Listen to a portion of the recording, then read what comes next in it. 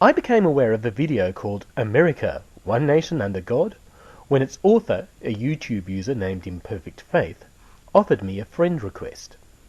This video tells us that in 1963, evolution received federal funding in the United States.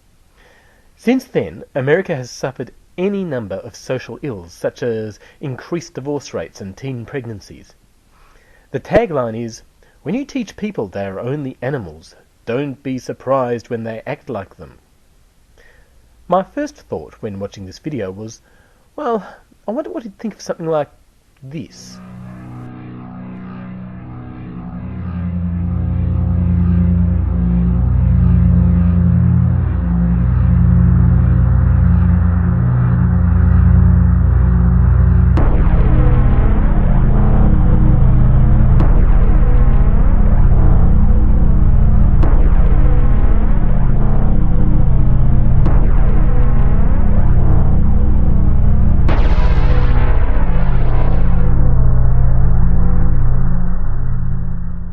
When I wrote a comment on Impurfekt Faith's video asking him if he would find the argument I used here convincing, he disallowed it, which I suppose isn't surprising.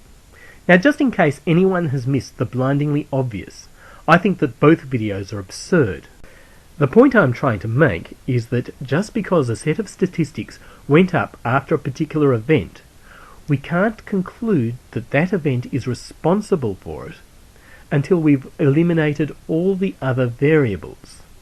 In statistics speak, this objection is stated as correlation does not prove causation.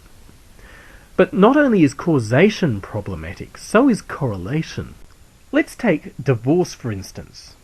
The sharp-eyed among you will have noticed that my figure says that there was an 84% increase in divorce since 1954, while Impurfekt Faith said 111% since 1963.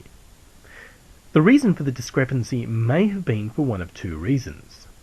I was using crude divorce rates, while Impurfekt Faith may have been using refined figures, in which case his statistics are probably more meaningful. It may also have been because Impurfekt Faith used an earlier cut-off date. Divorce has actually decreased since its peak in 1979. What it was not due to was changes in divorce between 1954 and 1963. After a steep increase in the early to mid-40s, followed by a decline in the late 40s and early 50s, the period from 1954 to 1963 was quite stable.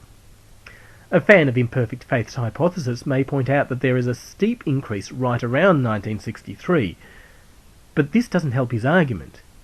If what people did in school is supposed to increase the likelihood of divorce, then there needs to be enough time for them to leave school, get married, and then divorce.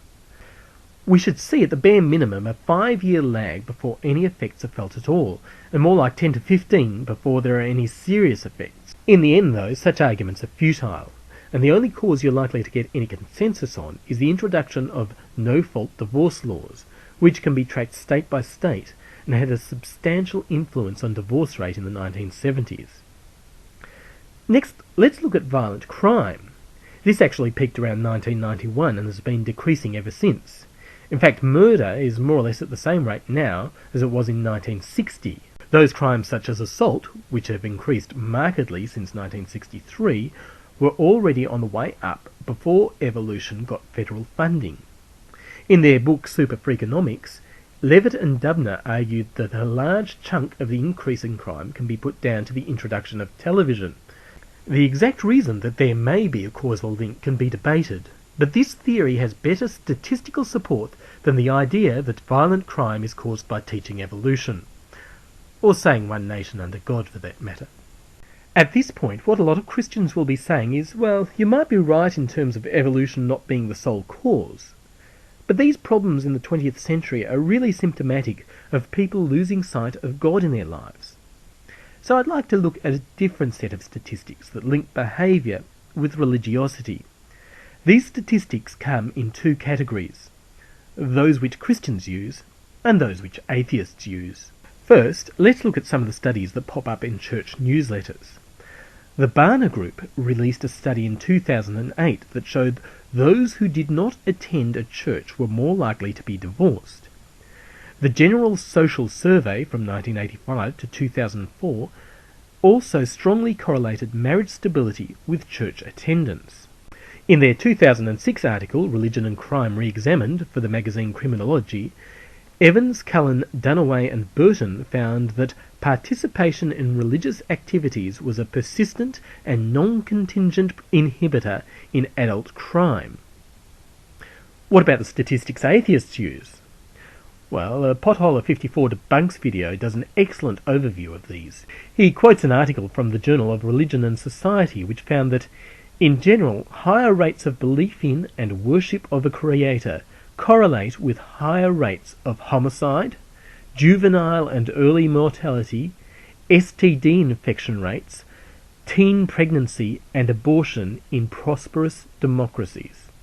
I have left a link to both the Potholer 54 Debunks video and the Journal of Religion and Society article in the crotch bar, and would encourage people to follow them up. One other statistic that is generally brought up by atheists is the fact that atheists make up only 0.21% of the US prison population, in spite of the fact that they make up at least 2% of the general population, or as high as 10% depending on the survey. So, why the discrepancy in these types of statistics? Well, for a start, it depends on how you present your data. The Barna Group study I cited earlier also found that people who described themselves as atheist had lower divorce rates than people who described themselves as Protestant. So, high church attendance means less likelihood of divorce for the individual, but then so does being an atheist. Here's another question. Why are people who attend church less likely to commit crime, and yet countries, or even states, with higher church attendance more likely to have high crime? Here's what I think's going on, and I should stress here that I am now moving into the realm of personal opinion. I think that religiosity neither causes nor inhibits crime, with a few minor exceptions. Instead, I think that the sort of person who thinks more about religion is the sort of person who is less likely to commit crime. This explains why people who describe themselves as atheists and those Christians who attend church regularly are less likely to be in jail. Those who are less inclined to metaphysical contemplation are also more likely to engage in criminal activities. It's not the church that stops the criminality. It's the sense of social obligation that encourages church attendance. It is tempting to draw similar conclusions for statistics other than crime, but with the divorce rate there is anecdotal evidence that people leave church after divorcing because they feel that they will be harshly judged. Teen pregnancy also does not fit this pattern, as unwed teens are more likely to obtain abortions if they attended or have graduated from religious schools. The fact that countries with higher crime tend to be more religious may well be due to the fact that countries in which there are more social problems are more likely to generate people who go to church in an attempt to find answers, rather than religion causing crime. What can be said with certainty is that simplistic relationships, such as those presented by Imperfect Faith, quite frequently do not bear up to close scrutiny. The next time you see a glib set of figures proving the morality or immorality of atheists, it's probably best if you think critically about how these figures could be misleading, particularly if they pander to your own personal bias.